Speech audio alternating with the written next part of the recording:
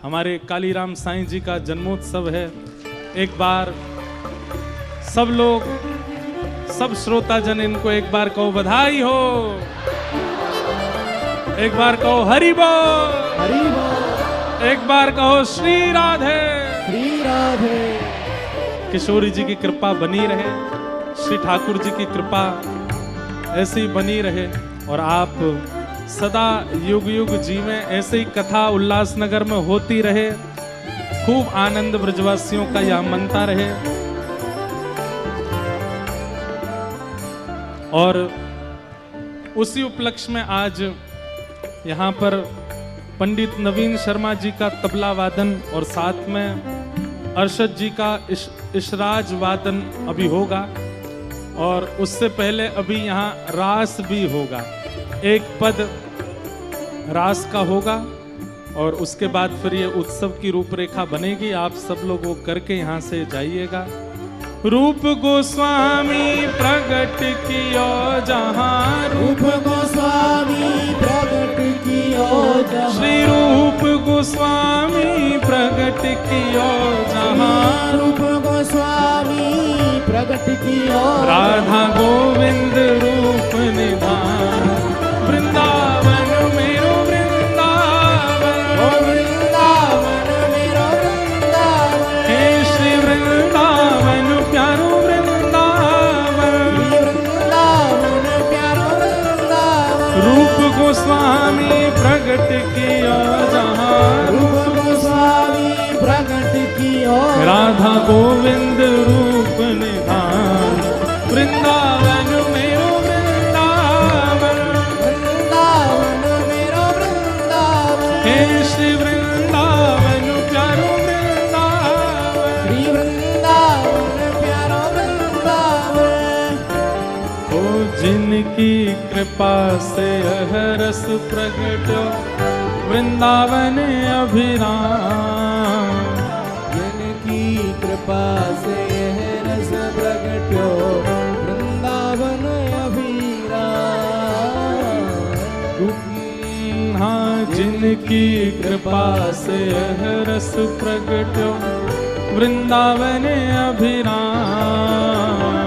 जिनकी कृपा से यह रस प्रगट्यो वृंदावन अभिराम। सप्तनिधिन को ही उजियारो, सप्तनिधिन को ये उजियारो, यह आनंद करवावे वारो, यह आनंद करवावे वारो, हे हमारो गिरधर लाल, वृंदावन प्यारो वृंदावन, वृंदावन प्यारो वृंदावन, हे श्री वृंदावन मेरो वृंदावन, श्री वृंदावन मेरो वृंदावन। रूप को हाँ यह आनंद करवावे वारो, यह आनंद करवावे वारो, और हम सबको मिलवावे वारो,